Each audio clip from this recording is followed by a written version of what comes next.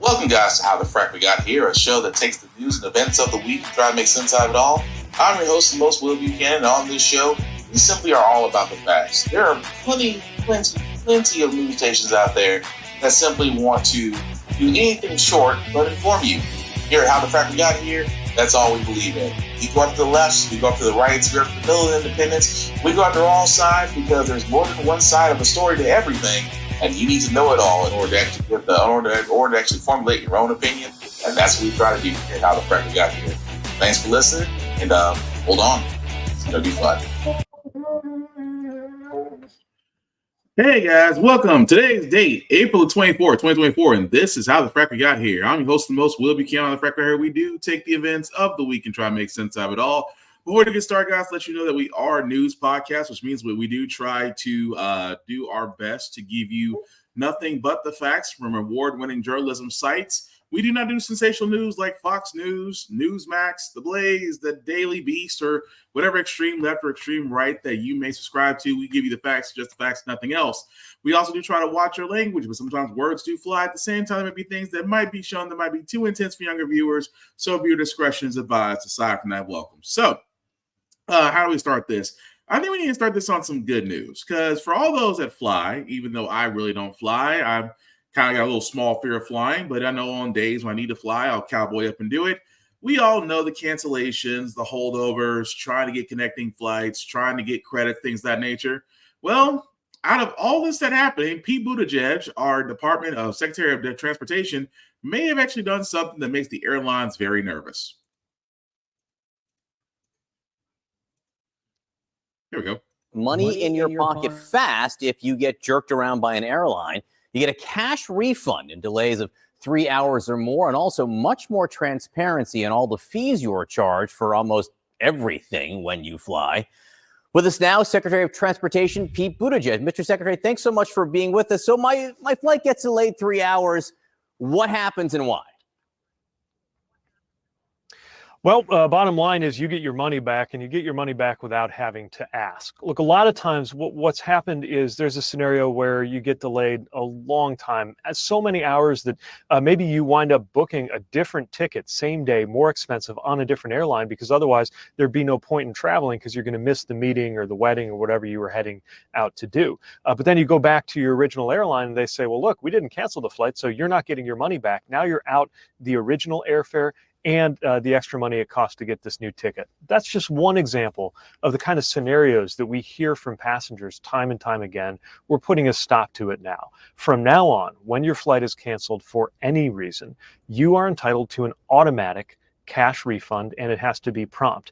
If you get delayed significantly, that means 3 hours domestically, 6 hours internationally, or if there's another significant change to your itinerary, like maybe you were going to go into one airport, they actually changed the airport on you, or something like that, you're going to get your money back. And importantly, you're going to get it without having to ask. Another situation we see a lot is you get a cancellation or a disruption. The airline says, we're so sorry, here's 2,000 miles. And maybe that sounds good, but that's worth $20 when actually you are owed hundreds. So this is all about making it simpler for passengers, and also with this rule, new provisions about the information that you should get up front so that you know before you buy a ticket what some of the fees are that are connected to that. We're seeing a lot of these hidden fees, junk fees, and it's not a free market if you don't know what you're getting or how much you're paying before you make that commitment to purchase a ticket.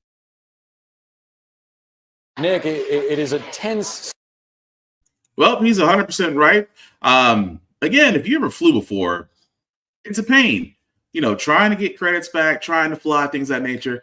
This actually does help quite out a lot because, again, I've heard the horror stories. I myself have never really ran into it, but I've heard the horror stories of trying to get your money back, trying to get your miles back, trying to get anything for the airline to actually do anything short of accountability. So I guess with these rules going into place, it's weird that we're not seeing a lot of pushback from the airlines yet because, again, until we actually have a mass transit rail system, unfortunately, airline travel is the fastest way to get to anywhere.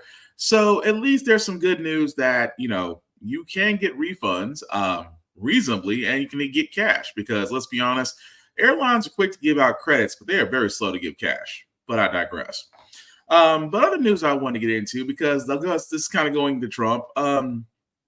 we're not going to really go into the case that he's in right now, just because every news cycle is doing this. And that's the one thing that I cannot stand, that every news cycle focuses on what is Donald Trump doing in this? What is Donald Trump doing in his live court case? Is he smiling? Is he mad? Is he frowning? Does he need a brownie? Does he need a hug? Who cares?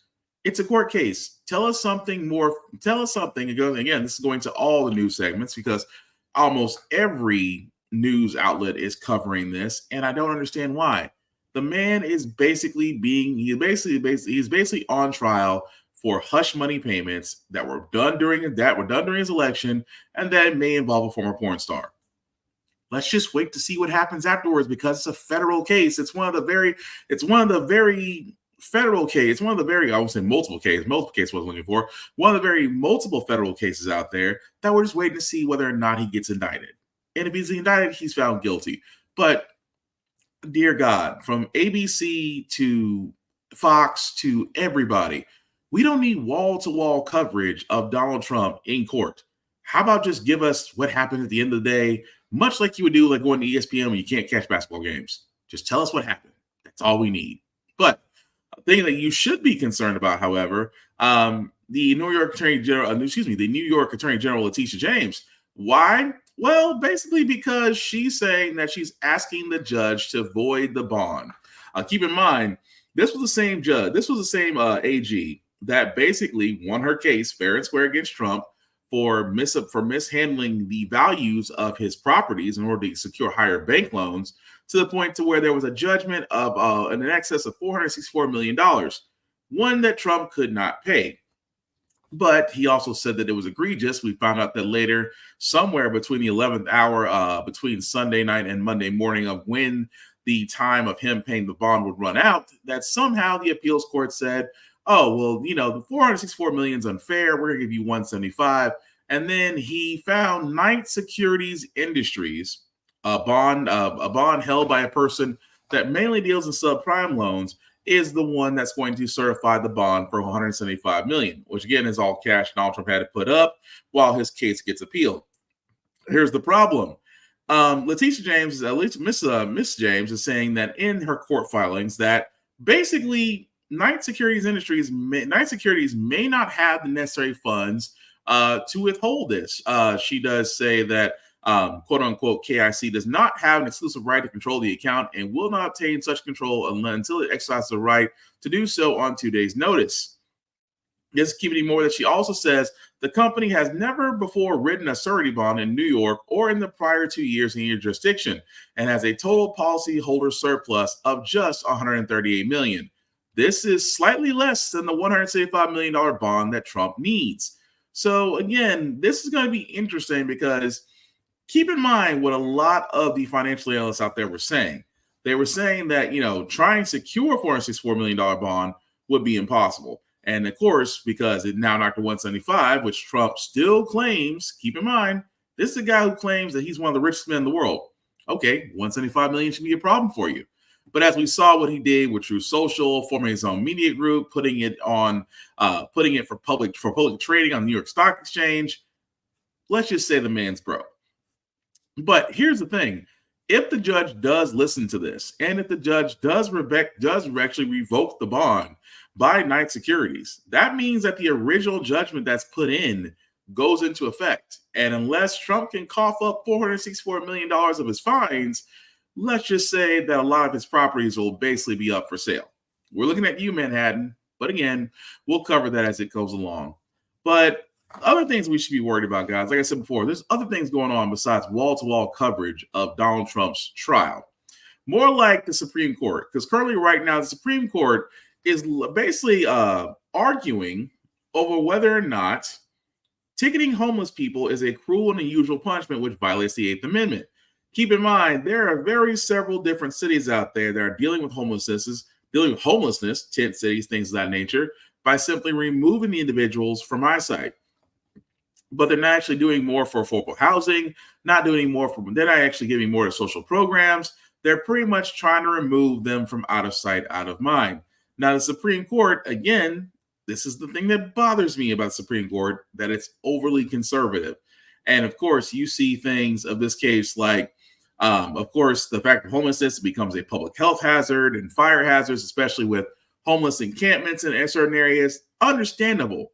But again, we're living in a country that has plenty of housing, even though it's out of reach for some people. At the same time, they're not actually addressing the sociological issues. Like, again, if you're not getting paid enough to actually afford rent, or getting paid enough to actually get them to be able to sustain it or be able to get a house, those things pay a lot in attention. So again, with the Supreme Court looking into this, they could rule that it does or does not violate the Eighth Amendment. Here's the possible problem I have with this. That, again, this is the conservative Supreme Court. The same Supreme Court that overturned Roe versus Wade, the same Supreme Court that gutted partial college interest for affirmative action, which relatively killed DEI everywhere. This is the same people who could possibly listen to a former failed president's case if he decides to cry hard enough. So forgive me again, whenever it comes to a conservative-leaning Supreme Court, I am definitely not that positive that they may rule in favor of, well, basically humanity. But we will see as that goes along. So now that we've covered those two things, I think we need to go ahead and cover the elephant in the room, shall we? Capitol Hill, the Senate passing a sweeping $95 billion package, including aid for key U.S. allies, and laying the groundwork for a ban on TikTok, putting an end to a months-long political stalemate. Finally, America sends a message to the entire world. We will not turn our back on you. Lawmakers voting 79-18. The package includes $60 billion in aid to Ukraine, $26 billion for Israel, which includes humanitarian relief in Gaza, $8 billion for Taiwan, and a potential TikTok ban. Congress voting to outlaw the popular app, which has 170 million American users, unless its Chinese owner ByteDance finds a buyer within 9 months. TikTok has been encouraging its users to fight the ban, but Congress citing national security concerns with China's potential access to extensive personal data and its possible platform for propaganda. At the end of the day, they've not seen what Congress has seen. They've not been in the classified briefings that Congress has held. FBI Director Chris Wray telling Lester Holt exclusively Tuesday. TikTok, for us, represents a national security concern. And the reason I say that is that TikTok's parent company is beholden to the Chinese government. But as TikTok vows to fight it, the ban will likely be delayed in court. The aid package passing after a major showdown on Capitol Hill, with House Speaker Mike Johnson facing a rebellion, many Republicans objecting to Ukraine aid. Johnson now adding in sanctions on Iran and Russia, and a few Democrats objecting to Israel aid due to the humanitarian crisis in Gaza. But now, most on both sides relieved the bill's long journey is over.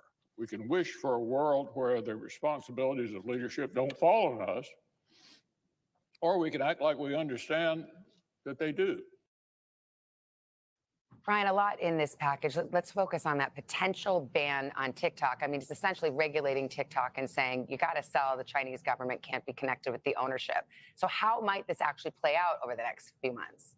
Yeah, Savannah, it's not like the app is going to evaporate from your phone this morning. We expect to see a massive legal battle between TikTok and the federal government, pitting the First Amendment versus national security. And TikTok has cited free speech as part of their argument, and they've had some success in court after multiple federal judges blocked a similar effort from former President Trump back in 2020. That wasn't codified law, though, at the time. So that's why this is a little bit different. Now, despite that steep price tag, there is even the potential that someone could emerge as a buyer. Former Treasury Secretary Steven Mnuchin said last month that he was looking at putting together an investment group, but that all depends on ByteDance or the Chinese government, which hasn't shown positive signs they want to sell. And then just last week, China removed Meta's WhatsApp and Threads from its app store over national security concerns. So what's interesting about this is, guys, is just that, number one, as much as I'd like to say that whenever we report something here on How the Frack We Got Here, we want to report it properly. We want to report it to where there's no misinformation. We want to report it that it's accurate. We want to report it that, of course, you can trust us as a definite news source. That being said, because a lot of people are running with the clickbait ad that Congress has passed the ban on TikTok. Congress has approved a package that includes the fact that the ban, of course, keep in mind, quote unquote ban is being used. Well, basically their package is saying to ByteDance, who owns, again, for all those that don't know, ByteDance owns 20% of TikTok. The other 80% is owned by private investors. The reason why this company is so far is under this microscope is because they are a Chinese company. And of course, anything that deals with China is always a matter of national security, if you let the way the CIA and the FBI tell it. The thing is, they claim that there is an issue of national security with this company having the metadata that's being used for TikTok. Keep in mind, TikTok, for everybody that's been using it, has honestly been a great resource. I mean, a lot of people have started TikTok shops. A lot of people have expressed their views. I mean, it's not like X. It's not like X, formerly known as Twitter, where, let's be honest, if we're comparing that to anything, that's the wasteland and fallout right now. But as far as TikTok, it is probably one of the last bastions of free speech. But what amazes me so is that they don't. I mean, thankfully, in that article that we played, we did see that they had to explain that yes, the ban may not go into effect or may not go into effect at all, because considering ByteDance has 9 months to sell off their stock, which they may not. At the same time, nobody's asking the question of, again, with this ban happening, we're still sending billions of dollars to Taiwan, Ukraine, and Israel. Billions with a B. Keep in mind, Americans already have enough time making ends meet, already have enough hard times with your tax refunds not being what they should be, already have enough time with getting taxed to death. And we're sending billions of dollars to overseas with no with nothing. But it's amazing where out of the entire bill, like this is how bad they want to get TikTok. Which again, I love how Chuck Schumer says, well, the world is paying attention. Is it though? Because we just sent $1 billion overseas and you still have your own citizens and constituents trying to make ends meet on a Wednesday, and the paycheck is another Friday away from here. But the world is paying attention. Yes, the world is paying attention because apparently we have enough money to still fund wars, but can't take care of our own people. But back to TikTok for a second.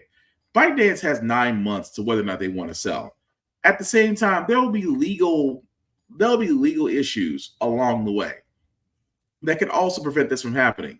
At the same time, who's not to say other apps will appear? Because as they said, they said that Meta and its Threads apps was removed from the Chinese side, citing security issues. Do you see the BS there for a second? Because anything that's ever said to be national security, immediately they turn around and go, it has to go. I mean, it's not the fact of the matter that just, I don't know, the fact that it's not a US-based company, the fact that its metadata and algorithm are not available to the US government, the fact that you have US investors like Munchin, like Zuckerberg himself, that are itching to get a piece of this, that are willing to, and who's not to say Zuckerberg himself? Keep in mind, Zuckerberg single-handedly tried to kill MySpace. Actually successfully did it. At the same time, his metadata was been released multiple times. Your private messages were read by your private messages that you sent to Facebook were read by Netflix. So the metadata that TikTok has is unavailable to the US side until ByteDance sells it. That's the profit. The profit right there is the algorithm and the metadata there, because that is the new digital currency. So therefore, TikTok is looking very, very good to US investors because they know they can make a mint. But the problem is, once something is that heavily taken over and it's watered down, TikTok will be what YouTube and Facebook are now. Heavily regulated, freedom of speech is taken away. Pretty much it's not what it should be. So I can see the freedom of speech is gonna play into this whole thing. But I cannot believe that the one time Democrats and Republicans actually band together on this bill seems to be over a social media app. Lord knows it couldn't be over minimum. It couldn't be over increasing the minimum wage. It couldn't be over actually fixing our healthcare system. It couldn't be over fixing our immigration system. It couldn't be fixing our VA systems. But a social media app seems to be the rallying cry for both sides. I'm just saying. The ban isn't going into effect anytime soon, guys. So I'd say enjoy yourselves for now, at least. But some other goods, but going away from that news, I wanted to get to this for a second because I have to talk about my home state of Tennessee, which again, born and raised, but it's effing progressively backwards, is what it is. The reason why I said that is because we actually had a great thing happen. This past week. For all those that don't know, Volkswagen has a factory here in Tennessee, specifically Chattanooga. Because of that, the UAW, or United Auto Workers Union, were looking to basically start a union at this plant. This plant has been there longer than I've been on this earth, and it's never had a union. And in the South is anti-union. It really is, only because former businessmen that are politicians will always say the union's bad. Right to work is good, even though right to work is BS.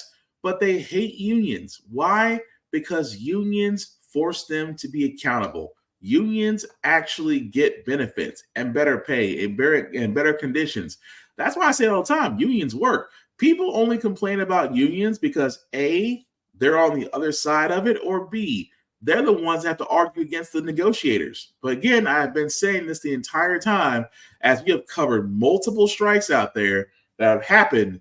Unions work. And with that being said, what actually happened in Chattanooga, specifically at this Volkswagen plant, they basically certified the Volkswagen plant there, as you can see right there, with the president of the United Auto Workers Union himself, basically celebrating the fact that unionization did win by a landslide here.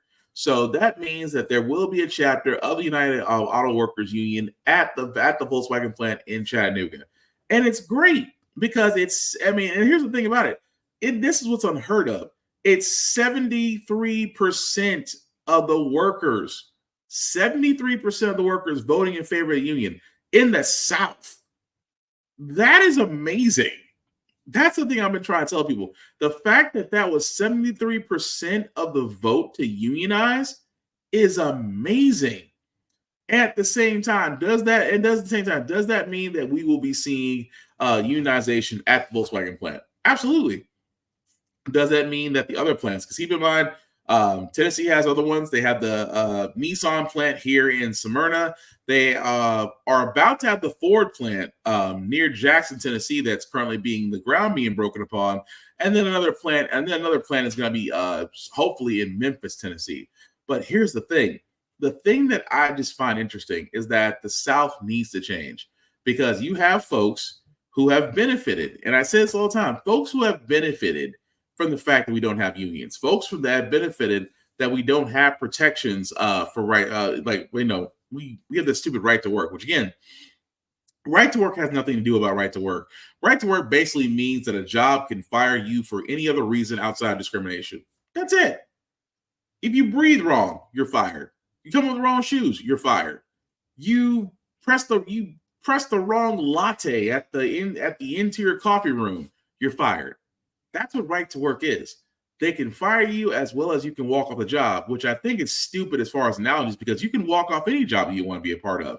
Right to work is just an excuse for companies to fire you without actually having to go through the entire unemployment benefit stuff, because they can actually block you from getting that too, depending on what economy you're in.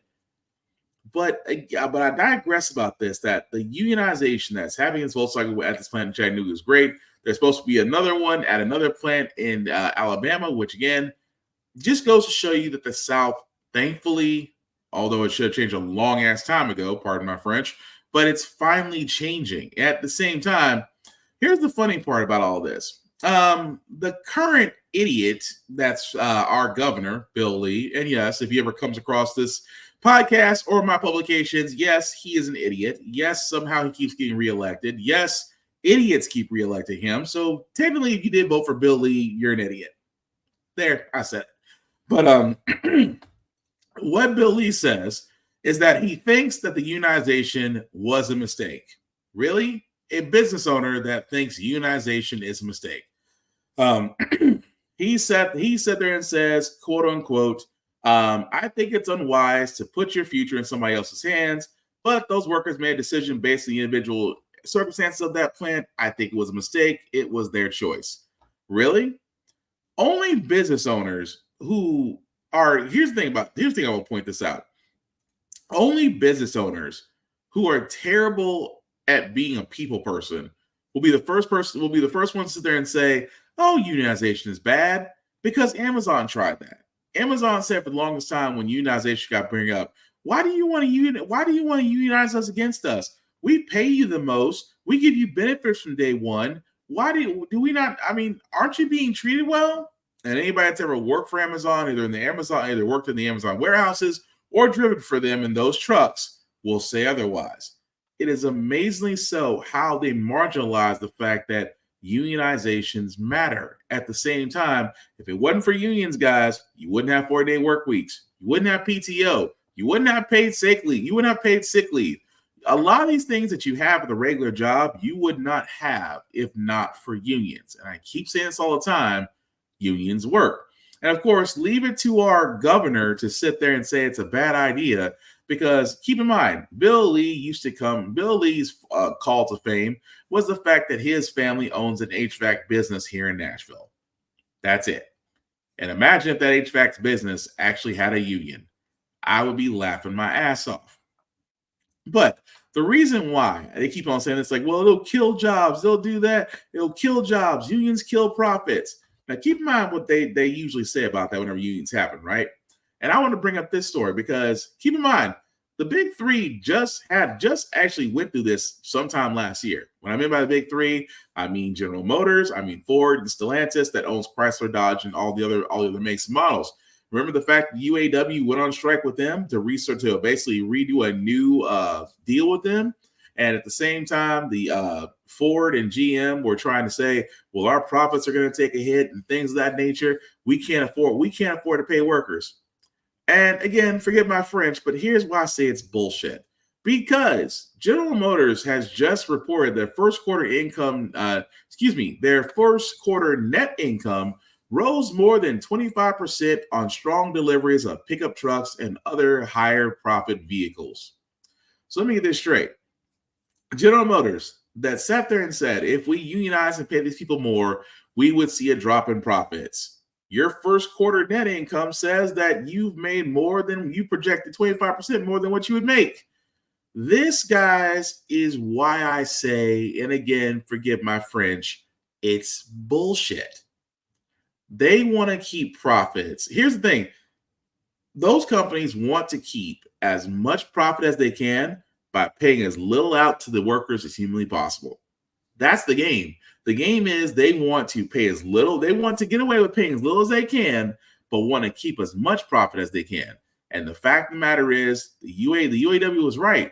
There's enough piece of the pie that they're not asked to be millionaires, but they're asking that their job should be enough to sustain themselves, their families, the house or the mortgage, house or rent, depending on the situation, cars, living expenses.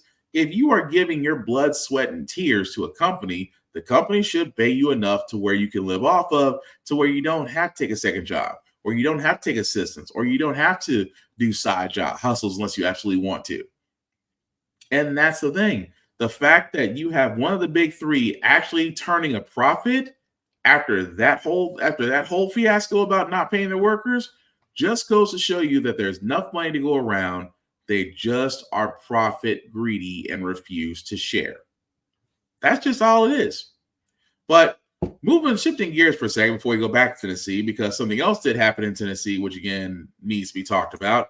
But again, and this is the one thing I always find it weird whenever we talk about Israel and Palestine and Hamas and Gaza, that it is amazing to me that the reach that whenever it comes something toward Israel, that there's always a cause and effect. What I mean by that is Google just recently fired 20 workers over the protest of technology that Google is supplying the Israeli government during the war, which means that, come to find out, not only has it been 20 workers recently, but the number of terminated staff that Google has fired because of this is approaching 50.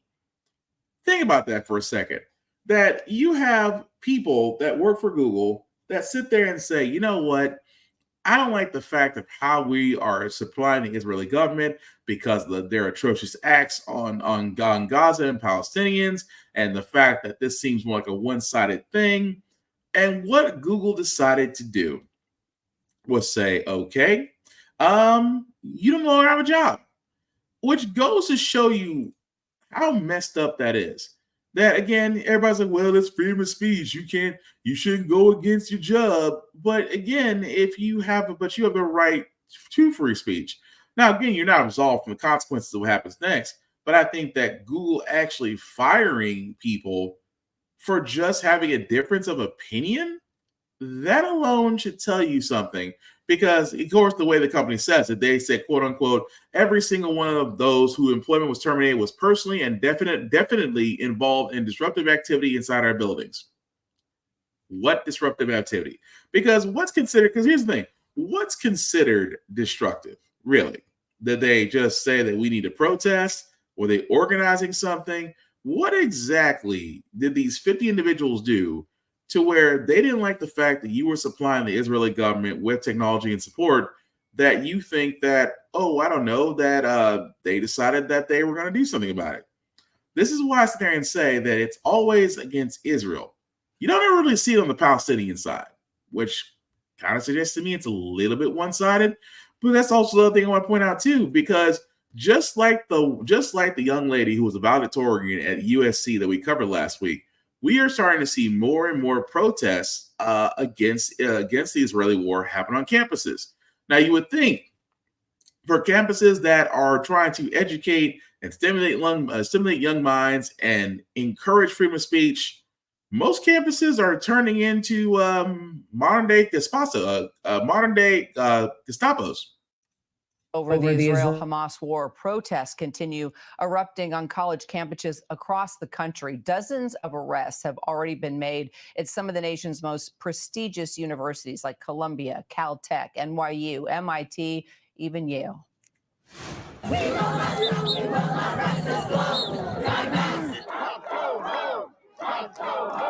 were all just sitting cross-legged together in a circle.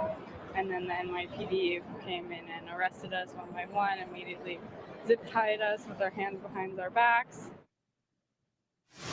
So police in riot gear have been breaking up the crowds and arresting hundreds of protesters over the last few days. But despite those police efforts, the protests do continue to grow with encampments at the center and of campuses. Also, some students are barricading themselves inside the schools. Columbia is now announcing that it's moving to hybrid learning for the rest of the semester after some protesters engaged in a standoff with authorities following an order to vacate. Our Stephanie Ramos is still right there in the middle of it all in New York City. Stephanie, clearly we see more police, but what other steps are the schools taking to try and de-escalate the situation and put an end to these protests? Well, we've certainly heard from the administration here at Columbia University. They've said that they wanted to double up on their campus public safety officers across campus. A bit hesitant to call in the NYPD, even though we've seen the NYPD officers here at Columbia University and here on Broadway and also on the other side of the campus. Basically, it's tight security here at Columbia University. But they have stepped up their campus public safety officers, and we're seeing.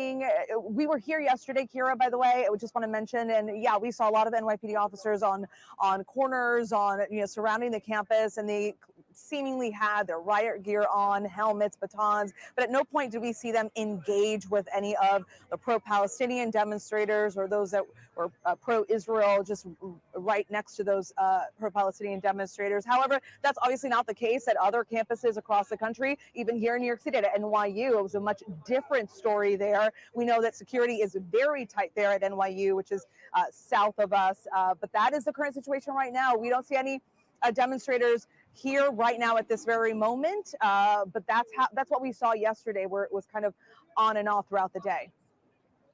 So Colombia's protests really have gotten most of the attention up to right now. So what are students actually looking to achieve at these other campuses? And do you know if all these students have sort of been online communicating and coordinating these protests?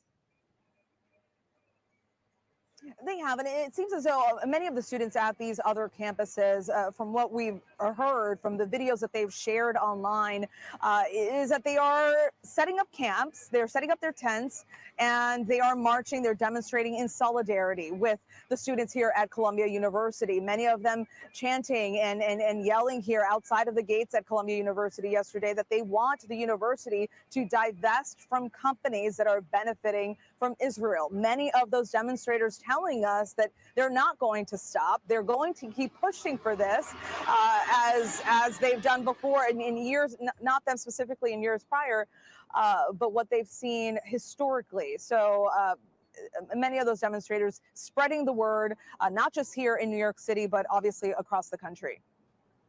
And finally, Stephanie, what are you hearing firsthand from students and professors participating in these protests? I know you've had a chance to talk to a lot of different people. So one Jewish student in particular that we spoke with yesterday said that she understands that there are demonstrators that want to have their voices heard. They have a message. They want the university to fulfill to fulfill this certain goal. But there are also demonstrators, she tells us, that are intimidating the Jewish community here and harassing. And this is why the Columbia University students have an option now whether to attend their classes online or in person. We're also hearing from demonstrators that say they want their message heard. One professor telling me that this is a very delicate situation, of course, but there are many factors that go into this. And we have some sound from him. Take a listen. I don't know. We don't know what the outcome is going to be, but I know that these students are incredibly brave to be demanding that their administration, who they are paying a very large amount of money, divest from Israel. So what I know is that it's only actions like these that are capable of making these kinds of changes. There are some students that we spoke with yesterday that were set up on campus. We are going to have an opportunity to go on there and see if they are still there. But again, there are many demonstrators, whether students, people who are not affiliated with the university, and professors from other colleges that say they will not stop. Back over to you. So it's crazy that when you look at the situation, that this is no really different than when the Vietnam War was going on. You had protests about the war then, and you still have individuals who, again, it just feels like anything that deals with Israel just seems to have immediately cutoffs or immediately shot down. But it's amazing that these are college students that are paying for their education, students that have the right to protest, that right to peacefully protest, and that college campuses would rather shush them away or get law enforcement involved to have them moved. And I wonder why. Because again, I'm asking this question the whole time, that what is it that every time accountability is asked of Israel, that immediately we get the shh, don't say anything. Why do we get that? It's so much, like I keep on saying this whole time, when it comes to history, if you look at the history between these two countries, just seems that something is a little one-sided. And Netanyahu is the biggest welfare queen of them all, who, again, I keep saying this, with as long as the U.S. is involved in the Middle East, this all can be solved by doing one simple act. Pull the funding from Israel. Because Israel, without U.S. support, whether it's army or money, they will fold very quickly. I'm just saying. But we'll follow that story as it goes along, because these protests are not ending anytime soon. But what actually is happening, guys, which again, I stress this very heavily, that public education is under attack. It really is. If there was a war on anything, it's public education. The reason why I say that is because just recently from the Census Bureau, that enrollment is falling nationwide. Keep in mind, falling. And this is public school. the schools that some of us did go to. They sat there and said, from the Census Bureau, that the children of ages 5 through 17 enrolled in public schools almost fell by 4% from 2012 to 2022. And keep in mind, this is comparing that 87% of children were enrolled in public school in 2022 compared to 90.7% in 2012. Now, again, I hate to point this out because sometimes it's always if you want to look at the problem, look at the South. In Kentucky, it decreased by 8%. In South Carolina, it decreased by almost 8% there. And in Alaska, it's decreasing by 7%. Why is that, if you may ask? Is because a lot of these states are giving up on public education and are trying to push this stupid voucher system.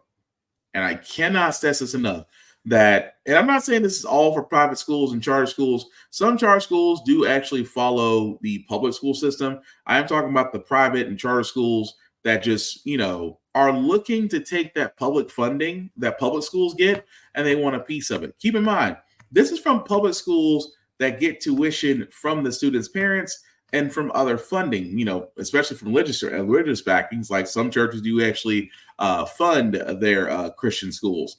But because of that, especially here in the South, that thankfully they tried to push a voucher system that literally and figuratively would have killed public schools, because they try to say, well, if you take this voucher, you can send your kid to any school that you prefer.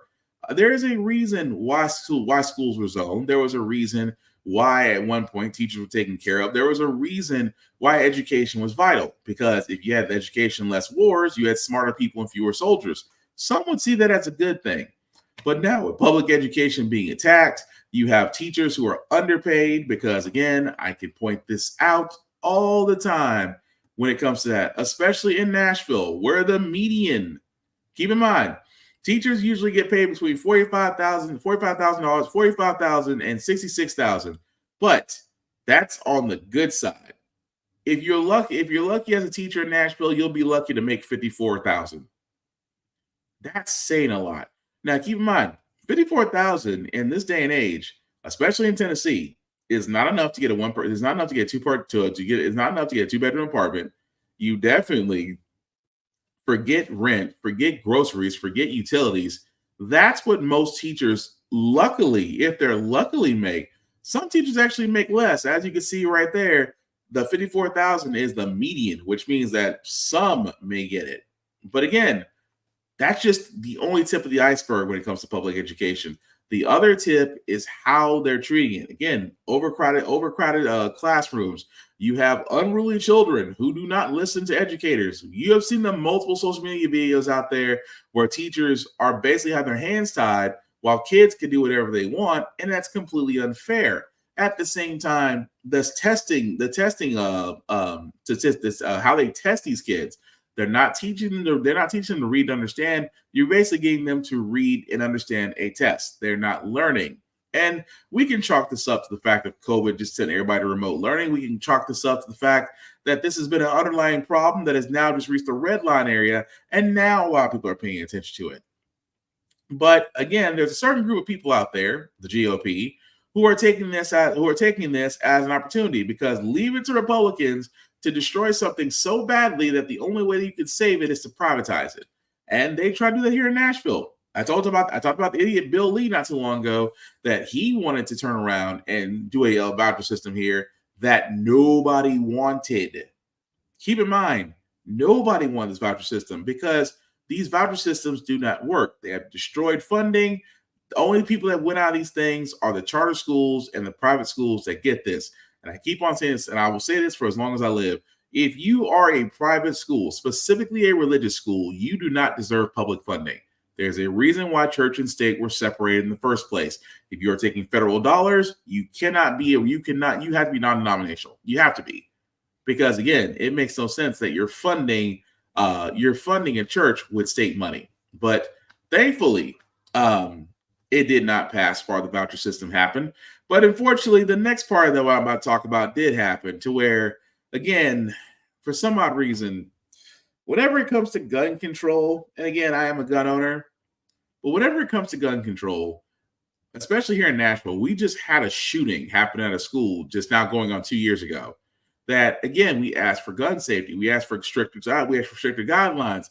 We asked for our state legislature to do something. This wasn't it.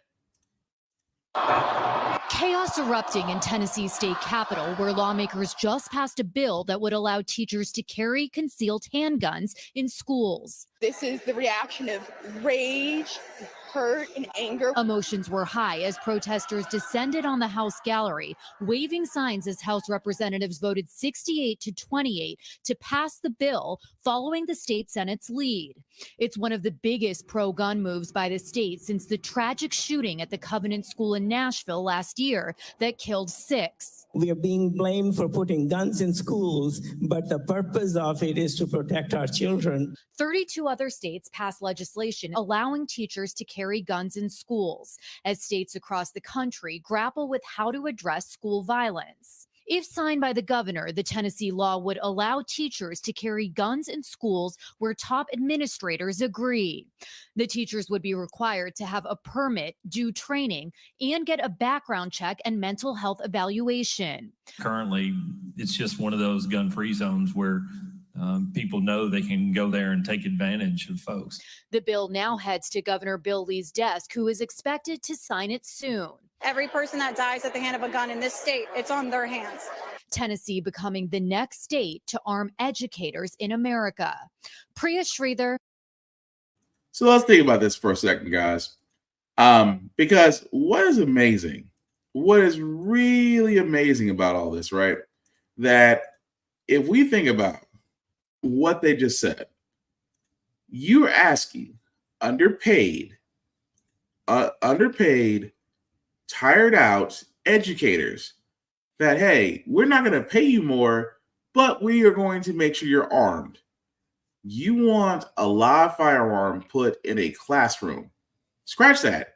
You want multiple firearms within an educational facility. This is coming from the same group of people who voted on this that wouldn't allow that in their own chambers. And what are you doing? You sit there and tell, oh, well, if you're going to own a gun, you have to have a permit, you have to have training, you have to have a background check. At the same time, you have to go through a mental health evaluation. Time out. Wait, this came from the Republicans? Wait. Have a permit, must go through training, must pass a background check, mental health evaluation. Weren't these like the same things that Democrats sat there and said for universal background checks and other gun control that, again, Republicans were all saying, well, nobody will do that? It is amazing that Republicans sat there and said, you know what, just copy the Democrats' homework, but just don't make it look obvious. But on top of that, it's never a good idea to arm educators because, again, bringing a live firearm into an environment with children will never be good. And the reason why I bring that up, guys, is basically because of this. A Tennessee teacher arrested after bringing guns to preschool and threatening to shoot a colleague. This individual, again, was charged with assault, threats of mass violence at a school, and 2 counts of carrying a weapon on a school property regarding an incident that happened at the Academy in McCrory Lane, where she says, quote unquote, she threatened to retrieve a firearm and make threats against another teacher and the school after an argument. Here's the messed up part. If Bill Lee signs that actual bill that gets passed, that's already passed, what happens there is legal. But again, think about that. This is why I say you can't just arm teachers, and you shouldn't.